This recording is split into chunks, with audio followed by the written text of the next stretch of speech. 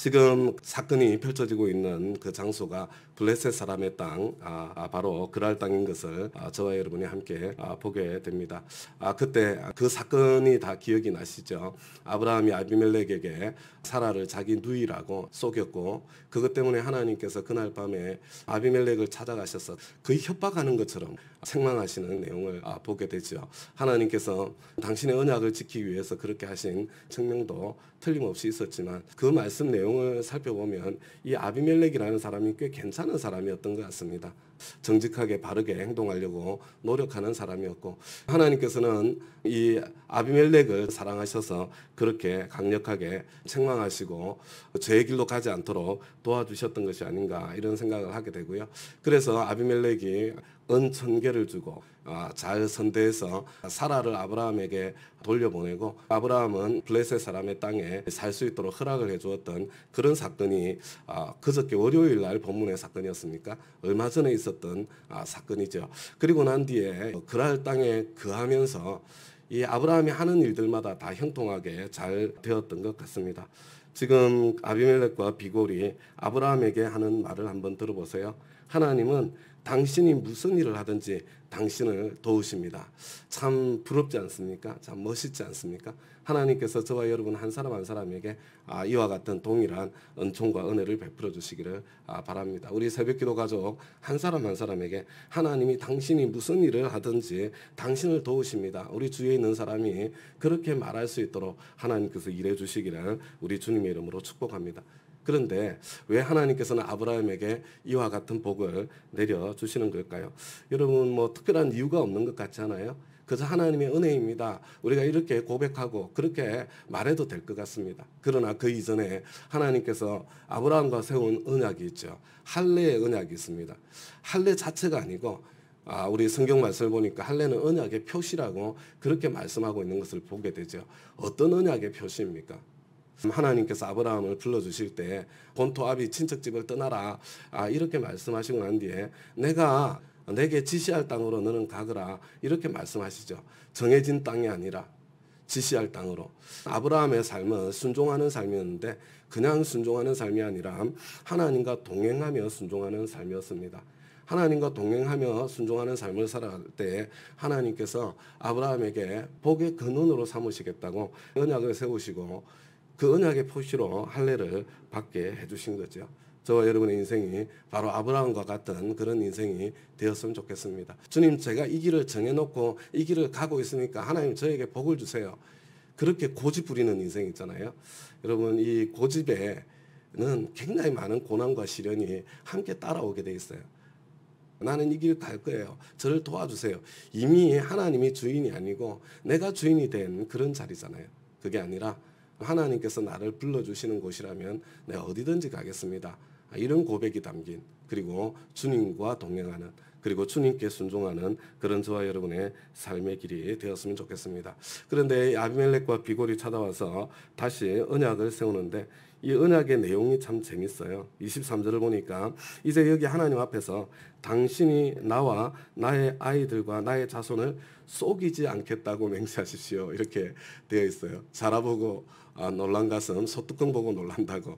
한번 아브라함에게 쏘가가지고 된통 고생을 하고 난 뒤에 다시는 속이지 마라 이렇게 부탁을 하고 있는 그런 모습을 보게 되고요. 그래서 살짝 웃음이 났습니다. 하나님의 백성이 잘못해가지고 세상 사람들에게 다시 한번 조롱을 당하는 것 같은 그런 안타까운 마음이 듭니다.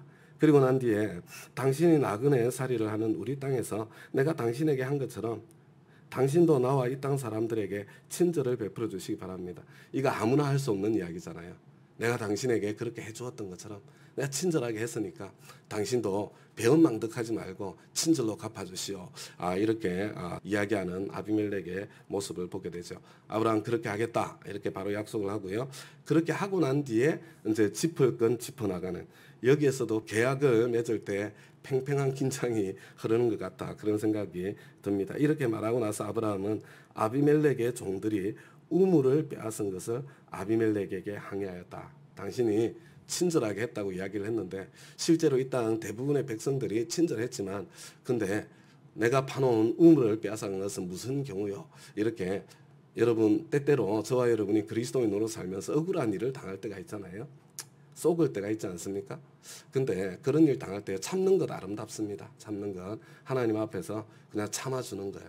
근데 하나님께서 기회를 주셨을 때는 내가 뭐 반복해서 이야기할 것은 아니지만 그냥 한 번은 이야기를 해야 됩니다. 한 번은 사실관계에 대해서 아니면 내 생각에 대해서 때로 오해를 당할 때도 있는데요. 여러분 내가 오해를 풀려고 막 애를 쓰고 용을 쓰고 막 이러면요 일이 더 꼬여요.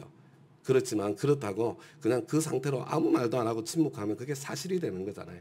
그래서 하나님께서 기회를 주시고 타임을 주실 때 사실을 한 번 정도는 분명하게 짚고 넘어가는 그런 지혜가 필요할 것 같습니다. 실제로 아비멜렉은 그 사실을 몰랐던 것이 아닌가 이렇게 생각이 되어지고요. 그리고 난 뒤에 27절부터 이제 언약을 맺는 그런 장면이 나오는 거죠. 27절에 보니까 아브라함이 양과 소를 끌고 와서 아비멜렉에게 주고 두 사람이 서로 언약을 세웠다. 아마 땅 사용하는 사용료 였을 가능성도 있겠다. 물론 짐승을 잡아서 언약을 맺었겠지만 짐승을 잡았다는 그런 말이 아니라 주었다 이런 걸 보니까 그냥 그저 지낸 것은 아니고 사용료를 지불했던 것이 아닌가 싶고요. 그 다음에 아브라함이 양떼에서 새끼 암양 7마리를 따로 떼어놓은 이런 모습을 보게 되죠. 왜 이렇게 떼어놓았습니까? 30절 말씀을 보니까 내가 이 우물을 파놓은 증거로 이 새끼 암양 7마리를 드리려고 합니다. 우리 아브라함은 참 은혜 가운데 살았지만 빈틈이 없는 사람 같아요. 이 우물이 참 그 광야 사막에서는 생명줄과 같은 것이기 때문에 너무나 중요하기 때문에 이미 그 언약 안에는 우물까지 다 포함되어 있는 것이 사실이지만 그래도 한 번 더 어린 암양 새끼 7마리를 따로 구별해서 주면서 이렇게 계약을 맺으면서 이 우물은 틀림없이 내가 판 내 우물이다. 그것을 확인하고 있는 그런 모습을 보게 되죠. 우리 31절, 32절을 보면 이제 이 우물 곁에서 이제 맹세를 했기 때문에 이 우물의 이름을 바꾸는 것을 보게 돼요. 브엘세바라고 이름을 바꿨습니다. 맹세의 우물이라는 뜻입니다. 계약이 끝나고 난 뒤에 돌아가고 33절을 보니까 아브라함은 브엘세바에 에셀 나무를 심었다. 이렇게 돼 있죠. 그리고 그 앞에서 하나님 앞에 감사의 예배를 올려 드렸을 거라고 생각이 되어집니다. 제가 오늘 여러분들한테 말씀드리려고 하는 것은 바로 이 부분이에요. 여러분 우물 안 그래도 중요한 우물이잖아요. 그런데 지금 이름을 바꾸었어요. 서로 뭐라고요? 브엘세바라고 맹세의 우물이라고. 그리고 그 정도에 끝난 것이 아니라 그 곁에 에셀 나무를 심었습니다. 왜 그렇게 했을까요? 여러분이 에셀 나무라는 것이 굉장히 특별한 나무예요. 에셀 나무는 사막 광야에서 아무리 메말라도 잘 죽지 않고 가장 오랫동안 생존해 있는 상록수라고 이야기를 합니다. 지나가는 길손들이 우물물 마시고 그 나무 그늘 아래서 쉬었겠지. 오랫동안 창창하게 서 있었을 겁니다. 이게 뿌리를 무려 30m 깊이로 깊숙이 내리기 때문에 웬만한 가뭄에는 죽지 않고 버티고 살아있는 힘도 주고 그 다음에 또 생명력도 있는 그리고 그 정도가 아닌가 봐요. 이 에셀 나무는 잎사귀에서 소금이 나온대요. 소금이 참 재밌죠. 사막에 땀을 많이 흘리는 사람들에게는 이 소금이 생명과도 같은 물처럼 소중한 것인데 이 잎사귀를 이렇게 핥아 먹거나 먹으면은 소금도 보충이 되는 아주 특별한 나무예요. 근데 물론 이 나무가 가지고 있는 효용성이 있어서 이 나무를 심었겠지만요. 여러분 마음속에 그림을 한번 그려보세요. 허허벌판 광야 사막에 에셀 나무가 서 있고 그 다음에 거기에 우물이 참 있는 그런 장면을 마음속에 한번 그려보시기 바랍니다. 이게 사실은 다른 것이 아니라 기억하는 기억장치 아닙니까? 브엘세바 여기에서 우리가 함께 계약을 맺고 언약을 맺었지. 뭐 하나님께서 이 아름다운 곳에서 우리가 안전하게 생명을 유지하며 살아갈 수 있도록 해주셨던 자리지.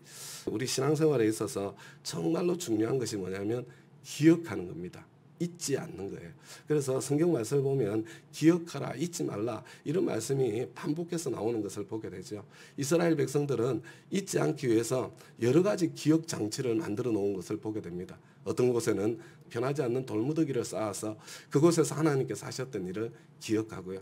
그 다음에 절기를 따로 두어가지고 절기가 돌아올 때마다 하나님께서 얼마나 큰 은총과 은혜를 베풀었는지 그것을 잊지 않고 기억하고요. 여러분, 우리가 신앙생활하는 많은 것들이 저와 여러분에게 주신 기억장치예요. 저와 여러분의 인생에도 정말로 중요한 일들이 있지 않습니까? 그럴 때마다 우리 믿음의 선배들이 했던 것처럼 우리 기억장치들이 좀 있었으면 좋겠다. 오늘은 어떻게 했어요? 이름을 바꾸었어요. 그래서 지나가면서 브엘세바 이렇게 부르면서 다시 기억하는 거죠. 에셀 나무를 심었잖아요. 옛날에 기념식수 이렇게 해가지고 그죠? 특별한 일을 기념하기 위해서 나무를 심었잖아요. 그래서 자라가는 과정을 보면서 이와 같은 일이 있었지 그것을 기억하지 않았습니까? 어쩌면 성경에 나와 있는 이런 모습 때문에 그런 풍속이 생겼을는지도 모르겠다 이런 생각을 하게 됩니다. 저와 여러분은 어떤 기억 장치를 가지고 있으면 좋겠습니까? 저는 결혼할 때 평생 결혼 찬송을 정했습니다. 나의 갈 길 다 가도록 이 찬송 부르면서 그래 맞아 그때 정말 행복하게 기쁘게 축복 가운데 내가 결혼했었지. 이 찬송이 나올 때마다 기억이 나서 너무 감사하고 좋습니다. 저는 제 인생을 주님께 드렸을 때 제 평생 찬송으로 부름받아 났으니 이 찬송 부를 때마다 내 청년의 때에 하나님 앞에 내 인생을 주님 앞에 드리기로 이렇게 약속하면서 주님 이것이 저의 평생 찬송입니다. 때로 그렇게 살지 못할 때가 마음이 위축될 때가 있지만 이 찬송을 부르면서 그때 내가 하나님 앞에 올려드렸던 내 고백을 기억하면서 지나가게 되는 거죠. 여러분들도 남은 평생을 바라보면서 하나님 앞에 올려드리는 기억장치로 그런 찬송이 있으면 참 좋겠다. 그런 생각도 한번 해보게 됩니다.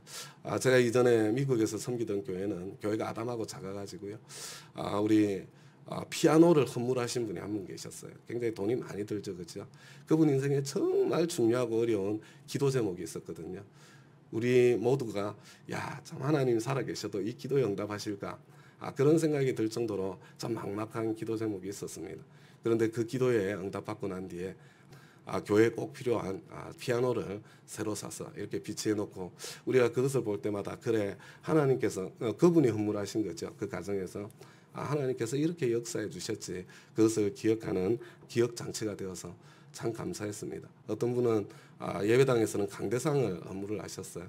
그래서 강대상 볼 때마다 그분에게 하나님께서 주셨던 은총과 은혜를 기억하면서 우리가 공동체로서 또 함께 기억하는 그런 시간도 되었던 것 같습니다. 우리 교회 리모델 할 때요, 사실 에어컨 아니면은 이 드럼 세트도 누군가 따로 이렇게 헌물해가지고 여기다가 둔 겁니다. 그때는 많은 분들이 함께 하셔가지고 제가 일일이 다 지금 기억은 못해요. 일부만 이렇게 기억을 하게 되는데 그렇지만 하신 분은 다 기억하시잖아요. 하신 분은 그때 내가 이 감사하는 마음을 담아서 내가 이거 한 거지. 저는 우리 교회에 있는 그 중요한 기물들의 그런 감사와 그런 흔적들이 담겨 있으면 참 아름다운 일 아니겠는가 그런 생각도 때때로 해보게 됩니다. 근데 어떤 방법이든지 상관이 없어요. 어떤 방법이든지 사실은 할례도 하나님께서 주신 기억 장치고요. 그 다음에 우리 성찬식도 하나님께서 주신 기억 장치입니다. 저와 여러분이 나에게 정말 하나님께서 큰 은총과 은혜를 베풀어 주셨을 때 나만의 기억 장치 아니면 우리 공동체의 기억 장치 그것을 만들어 두고 그것을 볼 때마다 하나님께서 베풀어 주셨던 그런 은총과 은혜를 마음에 담아두는 다시 기억하고 다시 하나님께로 나아가는 그런 일들이 계속해서 있었으면 좋겠습니다. 아브라함은 그 자리에서 예배를 드렸고요. 그죠? 그 모습이 마음속에 이렇게 그려집니다. 저와 여러분도 그렇게 하나님 앞에 예배하며 오래오래 주님께서 주신 은총과 은혜를 잊지 않고 기억하며 감사하며 누리며 살아가는 저와 여러분 다 되시기 바랍니다. 우리 말씀의 응답에 잠깐 기도하고요. 개인 기도 시간 갖도록 그렇게 하겠습니다. 하나님 아버지 주님 은혜 감사합니다. 하나님은 당신이 무슨 일을 하든지 당신을 도우십니다. 아브라함에게 내려주셨던 축복을 저희들에게 내려주시옵소서. 저희들도 아브라함처럼 주님께서 어디로 부르시든지 내가 정해놓은 내 길을 고집하는 그런 사람들이 아니라 주님께서 나를 어디로 부르시든지 그 길을 따라 순종의 발걸음 내디디는 주님과 동행하는 그런 저희들의 인생길 될 수 있도록 은혜를 베풀어 주십시오. 그리고 그 길에 내 실수와 잘못이 있었다고 하더라도 그럼에도 불구하고 은총을 베푸시는, 은혜를 베푸시는 그런 사건들이 일어날 때 이름을 바꾸고 거기에 에셀나무를 심고 예배를 드리며 그것을 잊지 않고 기억하고 가슴에 담았던 아브라함처럼 저희를 또 하나님께서 참 은총과 은혜를 베푸실 때에 평생에 잊지 않을 수 있는 그런 기억 장치들이, 그리고 그 기억 장치들이 저희들에게 점점 많아져가는 그런 복된 인생 누리며 살아갈 수 있도록 하나님께서 은혜 베풀어 주시기를 간절히 구하고 소원합니다. 오늘 하루 삶 가운데 주님께서 동행하시고 함께 하실 것 믿고 감사드리며 예수님 이름으로 기도드리나이다. 아멘. 아멘.